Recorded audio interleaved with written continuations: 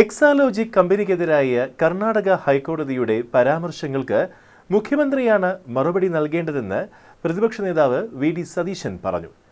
SFIO അന്വേഷണം പൂർത്തിയാകുന്നവരെ മുഖ്യമന്ത്രി രാജിവെച്ച് മാറി നിൽക്കണമെന്നും വി.ഡി. സതീശൻ പറഞ്ഞു. എക്സാലോജി കമ്പനിയിലേക്ക് വിവിധ ചാരിറ്റബിൾ ഓർഗനൈസേഷനും വിവിധ സ്ഥാപനങ്ങളും മിക്കവാറും എല്ലാ മാസവും തന്നെ ഓൾമോസ്റ്റ് എവരി മന്ത് എന്നാണ് പണം അയക്കാറുണ്ടായിരുന്നു.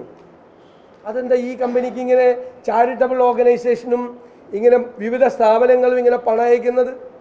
ആരായിരുന്നു ഡോണർമാർ? ആരാണ് പണം അയച്ചുകൊണ്ടിരുന്നത്? അപ്പോൾ ഈ കമ്പനിയിലേക്ക് ഈ CMRL കേസ് മാത്രമല്ല, ഞെട്ടിപ്പിക്കുന്ന വിവരങ്ങളാണ് ഈ കർണാടക ഹൈക്കോടതിയുടെ ജഡ്ജ്മെൻറ്റിലുള്ളത്. ഈ എക്സാലോജി കമ്പനിയുടെ അക്കൗണ്ടിലേക്ക് വിവിധ സ്ഥാപനങ്ങൾ, ഇതുമായി ബന്ധമില്ലാത്ത പല സ്ഥാപനങ്ങൾ ഉൾപ്പെടെ പണം അയച്ചുകൊണ്ടിരുന്നു.